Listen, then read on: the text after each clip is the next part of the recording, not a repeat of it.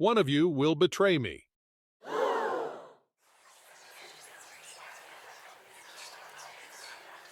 The Last Supper is one of the most revered religious paintings in the world. It depicts the moment Jesus reveals to the apostles that he will be betrayed. Now, this painting has been reproduced countless times, but what makes this painting stand out more than any other historical or religious artwork? Especially when you realize that Leonardo did not paint the picture we see today. Also, is this Mary Magdalene? Let's find out. Leonardo da Vinci had spent his early life in Florence. He had been trained at the workshop of Andrea del Verrocchio and had even become a member of the Artists' Guild. He worked regularly at the workshop but was not a household name. Now, soured by the city's brand of Neoplatonism, he sought the court of the Milanese Duke Ludovico Sforza. It was not only the most lavish court in Italy, but the most splendid in perhaps all of Europe.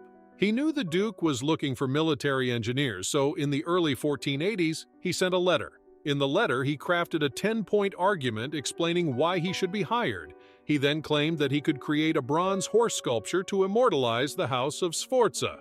In 1482, Leonardo was summoned to the Milanese court.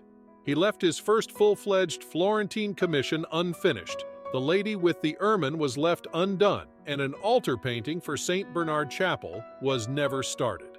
Leonardo da Vinci spent his next 17 years in Milan in the service of the Duke. During this period, he worked on just 6 paintings, and the Last Supper occupied him for the final 3 years. He was mentioned in the court registry as Pictor et Ingeniarius Ducalis, painter and engineer of the Duke, a title that encapsulated his diverse ingenuity. The Duke kept him busy with paintings, sculptures, mechanical engineering tasks, city architecture, military fortifications, and everything in between. Not that there's much left. Leonardo had a reputation for not completing his projects, which persisted throughout his life. His unbridled curiosity always got the better of him, distracting him from the task at hand. Think of the Mona Lisa, unfinished. What about his competition against Michelangelo, where both were to draw frescoes opposite each other? Unfinished. The Last Supper, commissioned in 1495, was also left unfinished, but the reasons were deliberate. The Duke commissioned the Last Supper as a fresco for the Santa Maria del Grazie monastery around 1495. Fond of oil painting for its luminosity and lack of time constraints, Leonardo decided not to employ the regular technique of using water-soluble colors on wet plaster. He could, and often did, work on oil paintings for years on end. He could not do that with the usual fresco painting technique, so he painted with tempera paint on a dry, sealed plaster wall. However, the new method failed since tempera, primarily used for panel painting, did not adhere properly and began to flake away. The image disintegrated considerably within the next couple of decades. While the painting was continually deteriorating due to the nature of its medium, there was another issue with bringing a biblical story to life: the face of Jesus. Historically, paintings of Jesus have been idealized, often accompanied by halos to signify his divinity. But Leonardo believed in sensus communis, or sensorial experience, above all else. To him, nature was the greatest teacher, and consequently, art critics have pointed out that he believed not in God, but in nature. These, of course, are nothing but semantics to most people, since the artist was quite religious. But his insistence to strip Jesus of his divinity and render his apostles as regular men was nothing short of remarkable. It was an embodiment of his humanist tendencies and his belief in man's ascendance. But if he were to highlight Jesus' humanity as opposed to his divinity, how would he paint him? Who could sit in as a model for Jesus? How to capture the humility, generosity, and selflessness of his features? In his seminal work, The Lives of the Most Excellent Painters, Sculptors, and Architects, the Renaissance art historian Giorgio Vasari writes, Leonardo then did a Last Supper in Milan for the Dominican friars at Santa Maria del Grazie, a most beautiful and wondrous work, in which he depicted the heads of the apostles with such majesty and beauty that he left the head of Christ unfinished, believing that he was incapable of achieving the celestial divinity the image of Christ required. As Vasari mentions, Jesus was not the only figure in the painting, and the gravitas of the religious event had to be felt. He had to show the apostles' reaction to Jesus' revelation. From left to right, he depicts Bartholomew, James, Andrew, Judas, Peter, John, Thomas, James, Philip, Matthew, Jude, and Simon in the aftermath of Jesus' revelation. Truly, I tell you, one of you will betray me, one who is eating with me. The face of the betrayer, Judas, also presented an exceptional difficulty. He had painted the other apostles, but could not fathom how someone could receive so many favors and still deceive his Lord.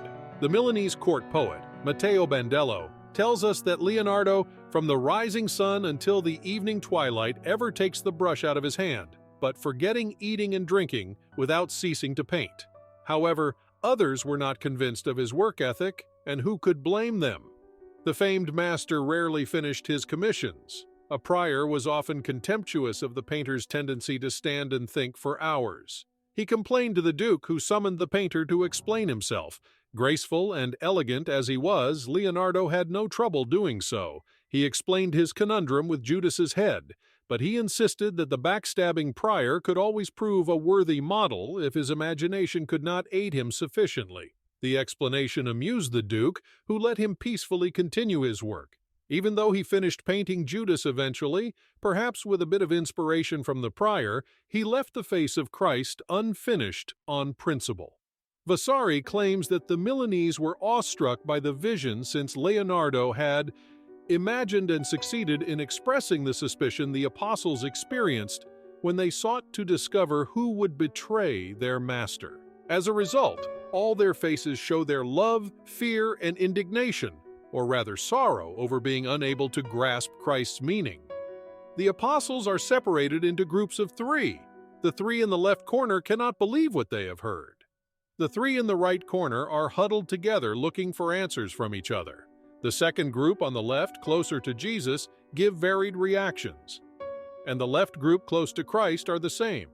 But in this last group, Judas sits anxiously with his elbow on the table, literally the lowest person in the artwork.